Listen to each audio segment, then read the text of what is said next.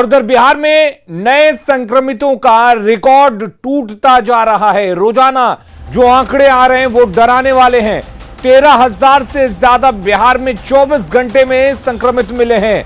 13,374 कुल संक्रमित पिछले 24 घंटे में मिले हैं। और इसके साथ ही राज्य में कुल एक्टिव संक्रमितों की संख्या अब 98,747 पहुंच गई है। 24 घंटे में इलाज के बाद से 8,818 मरीज ठीक हुए हैं, अपने घर वापस लौटे हैं। लेकिन अब भी राज्य में जो रिकवरी रेट है वो काफी कम है।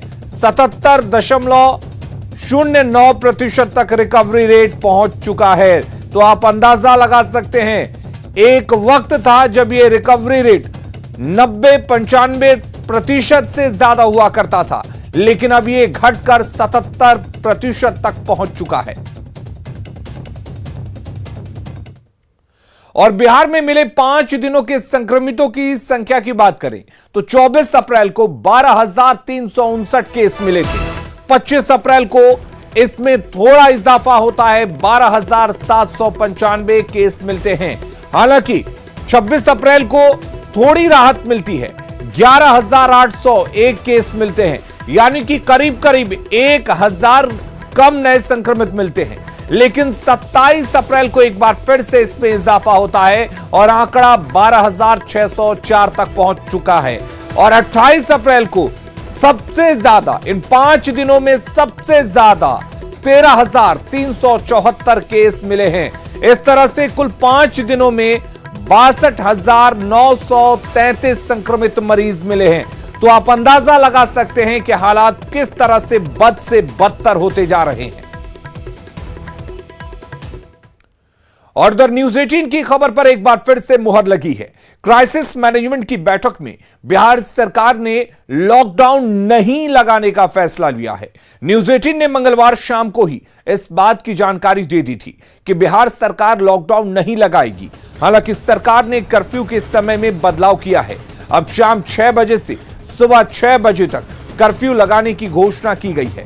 हालांकि दुकानों को शाम 4 बजे ही बंद कर दिया जाएगा। वहीं राज्य सरकार ने शादी समारोह में सिर्फ 50 लोगों को शामिल होने की अनुमति दी है।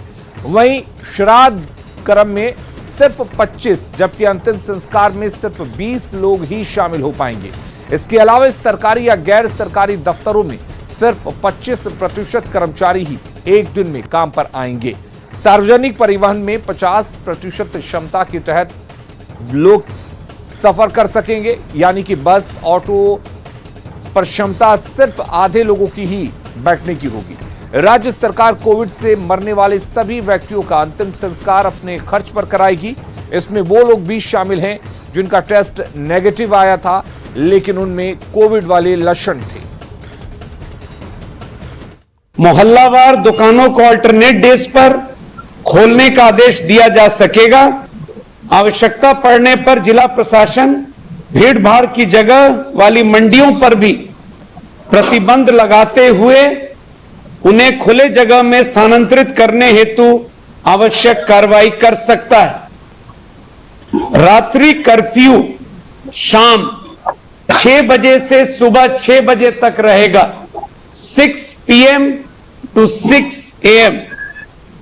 विवाह समारोह के लिए, शादियों के लिए 50 व्यक्तियों, ओनली 50% की एवं अंतिम संस्कार के लिए 20 व्यक्तियों की अधिसीमा रहेगी।